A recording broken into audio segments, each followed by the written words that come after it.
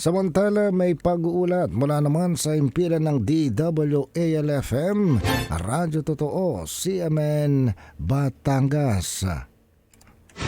CMN Live Nation. Renz Belda, magandang araw sa iyo. Magandang umaga Ariel, magandang umaga Pilipinas. Sinimula ng Commission on Election ng COMELEC 4A at ng Police Regional Office 4A sa pamumuno ni Regional Director Police Brigadier General Paul Kenneth Lucas ang malawakang checkpoint operation sa National Highway bilang bahagi ng nationwide simultaneous COMELEC checkpoint para sa darating na 2025 election.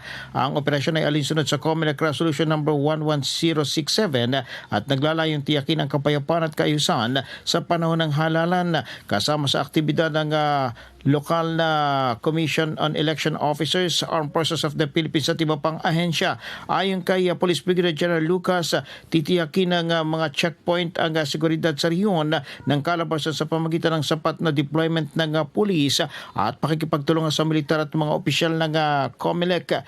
Dinaluhan ng mga pangunahing opisyal mula sa COMELEC, Philippine Army, Bureau of Fire Protection, Philippine Coast Guard at iba pang ahensyang aktibidad na nagpapakita ng pakikiisa para sa ligtas na halalan.